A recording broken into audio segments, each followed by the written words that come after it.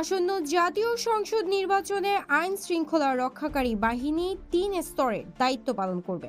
এর মধ্যে একটি দল ভোট কেন্দ্রে স্থায়ীভাবে থাকবে, দ্বিতীয়টি ভ্রাম্যমাণ টহলে থাকবে এবং তৃতীয় দলটি রিজার্ভ ফোর্স হিসেবে কাজ করবে। আইন শৃঙ্খলা রক্ষাকারী বাহিনীর শীর্ষ কর্মকর্তাদের সঙ্গে বৈঠক শেষে আজ নির্বাচন কমিশন সচিব আক্তার আহমেদ সাংবাদিকদের এই তথ্য জানান। নির্বাচন কমিশন কার্যালয়ে এর বৈঠক অনুষ্ঠিত হয়।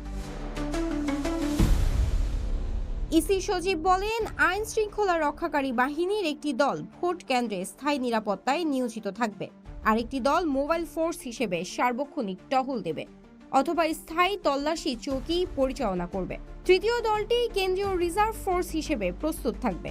ইসি থেকে সংশ্লিষ্ট বাহিনীগুলোকে এই বিষয়ে নির্দেশনা দেওয়া হয়েছে। তিনি আরও জানান, আইন শৃঙ্খলা পরিস্থিতি নিয়ে রাষ্ট্র মন্ত্রণালয়ের প্রধান সমন্বয়কের ভূমিকায় থাকবে। নির্বাচন কমিশন সার্বিক পর্যবেক্ষণ ও সমন্বয়ের দায়িত্বে থাকবে এবং এর জন্য একটি কেন্দ্রীয় পর্যবেক্ষণ সেল গঠন করা হবে।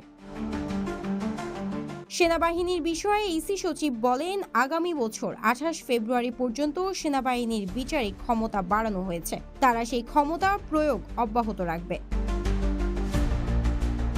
News desk, CTG post, Chittagong.